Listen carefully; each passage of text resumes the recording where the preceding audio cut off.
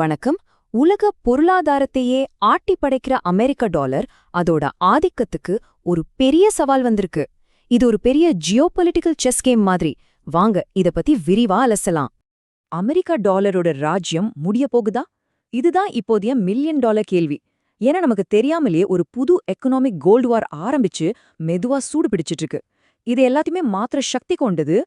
முதல்ல இப்போ என்ன நிலைமைன்னு நாம புரிஞ்சுக்கணும்.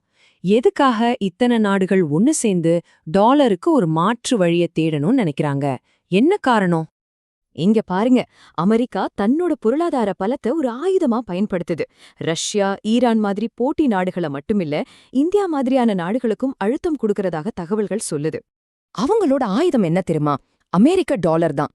உலகத்துல எல்லா வர்த்தகமும் டாலர்ல நடக்கிறதால அமெரிக்காக்கு ஒரு பயங்கரமான கண்ட்ரோல் கிடைக்குது. இப்போ இந்த பவரை எதிர்த்து சில நாடுகள் களத்துல இறங்கியிருக்காங்க. சரி, இந்த ஜியோபொலிட்டிக்கல் செஸ் போர்ட்ல முதல் பெரிய மூவ் யார் செஞ்சிருக்காங்கன்னு பாப்போம். அது வேற யாரும் இல்ல, ரஷ்யா தான். ரஷ்யா ஒரு செம்ம ஷாக்கிங்கான அறிவிப்பை கொடுத்திருக்கு. அவங்க டிஜிட்டல் ரூபிள் அப்படின்னு ஒரு புது டிஜிட்டல் கரன்சியை அறிமுகப்படுத்த போறாங்களாம். இதோட முக்கிய நோக்கமே அமெரிக்கா டாலர் சிஸ்டத்தை பைபாஸ் பண்ணி சர்வதேச அளவுல பண பரிவர்த்தனை செய்யறதுதான். இதுல ரொம்பவே சுவாரஸ்யமான விஷயம் என்னன்னா, இந்த டிஜிட்டல் ரூபியோட நோக்கம்தான். இது பிரிக்ஸ் கூட்டமைப்பு நாடுகள் தங்களுக்குள்ள வர்த்தகம் செஞ்சுக்கிறதுக்குன்னே பிரத்யேகமா வடிவமைக்கப்பட்டது. ரஷ்ய மக்கள் தினமும் கடைக்கு போய் பொருள் வாங்க இத பயன்படுத்த மாட்டாங்க. ஆனா இந்த ஆட்டத்துல ரஷ்யா மட்டும் தனியா இல்ல. அவங்களோட முக்கியமான கூட்டாளி சீனா, அவங்க என்ன பண்றாங்கன்னு பாப்போம். இவங்க ரெண்டு பேரும் சேர்ந்து எப்படி ஒரு டபுள் அட்டாக் பண்றாங்கன்னு பாருங்க. சீனா ரொம்ப சைலண்டா டாலர்ல இருந்து தன்னோட முதலீடுகளை எடுத்துட்டு இருக்கு. அமெரிக்காவோட ட்ரெஷரி பாண்ட்ஸ்ல அவங்க வச்சிருந்த முதலீடு கடந்த 18 வருஷத்துல இல்லாத அளவுக்கு குறைஞ்சிருக்கு. யோசிச்சு பாருங்க, 2013ல 1.32 ட்ரில்லியன் டாலர், இப்போ வெறும் 683 பில்லியன் டாலர் தான். அப்போ இந்த பாண்ட்ஸ் எல்லாம் வித்து கிடைச்ச பணத்தை வச்சு சீனா என்ன வாங்கியிருக்குன்னு நினைக்கிறீங்க? அவங்களோட அடுத்த சேஃப் பெட் எது? தங்கம். ஆமாங்க, தங்கம் தான். அவங்க டாலர்ல இருந்த சொத்துக்களை எல்லாம் தங்கமா மாத்திக்கிட்டு இருக்காங்க. ஒரு பெரிய கோல்டு ஷாப்பிங் ஸ்ப்ரீயே நடக்குதுன்னே சொல்லலாம். இது ஏதோ நேத்து இன்னைக்கு ஆரம்பிச்ச விஷயம் இல்ல.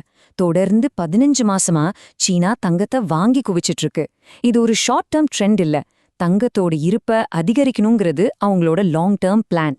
ரஷ்யா, சீனா இவங்களோட தனித்தனி மூவ்ஸே ரொம்ப பவர்ஃபுல் தான். ஆனா இதுக்கு பின்னாடி வளர்ந்து வர்ற ஒரு பெரிய கூட்டணிய பார்க்கும்போதுதான் இதோட உண்மையான வீரியம் நமக்கு புரியும். முதல்ல பிரிக்ஸ்ல பிரேசில், ரஷ்யா, இந்தியா, சீனா, தென்னாப்பிரிக்கான்னு 5 பெரிய நாடுகள் தான் இருந்துச்சு. ஆனா இப்ப பாருங்க, பிரிக்ஸ் பிளஸ் அப்படின்னு இந்த கூட்டணி எவ்ளோ பெருசா வளர்ந்திருக்குன்னு. ஈரான், எத்தியோப்பியா, UAE போன்ற நாடுகள் இப்ப புதுசா சேர்ந்திருக்காங்க. இன்னும் சவுதி அரேபியா, இந்தோனேஷியா மாதிரியான நாடுகள் வெயிட்டிங் லிஸ்ட்ல இருக்காங்க. இதிலிருந்தே அவங்களோட செல்வாக்கு எவ்ளோ அதிகரிச்சிருக்குன்னு தெரியுது இல்லையா? இதெல்லாம் நம்மள ஒரு முக்கியமான கட்டத்துக்கு கொண்டு வந்து நிறுத்தியிருக்கு. அடுத்தது என்ன நடக்க போகுது? ஒரு பெரிய உச்சி மாநாடு தான் அடுத்த பெரிய ஆட்டத்துக்கான களமா இருக்க போகுது. எல்லாரோட கண்ணும் இப்போ இந்தியா மேலதான் இருக்கு. ஏன்னா அடுத்த பிரிக்ஸ் மாநாடு நம்ம டெல்லியில தான் நடக்க போகுது. இந்த சிக்கலான ஜியோபொலிட்டிக்கல் சூழலை இந்தியா எப்படி சமாளிக்க போகுதுங்க தான் பெரிய கேள்வி. இந்த நேரத்துல அமெரிக்கா ஒரு பெரிய மிரட்டலை விடுத்திருக்கு. எந்த நாடு பிரிக்ஸ் கரன்சியை ஏத்துக்குதோ அந்த நாடு மேல 100% வரி விதிப்போன்னு சொல்லியிருக்காங்க. இது நிலைமைய இன்னும் மோசமாக்குது. இந்தியா மாதிரி நாடுகளை ஒரு தர்ம சங்கடமான நிலைமைக்கு தள்ளியிருக்கு. இப்போ இந்தியா முன்னாடி 2 வழிதான்.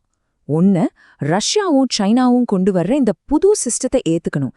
இல்லனா அமெரிக்காவோட கடுமையான வரியை தவிர்க்க அவங்க பக்கம் சாயணும். இந்தியா என்ன முடிவெடுக்கும்?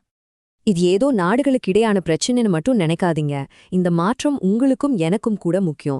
ஏன்னா இது கரன்சியோட மதிப்பு, தங்கத்தோட விலை, ஏன் உலக வர்த்தகத்தோட எதிர்காலத்தையே தீர்மானிக்க போகுது.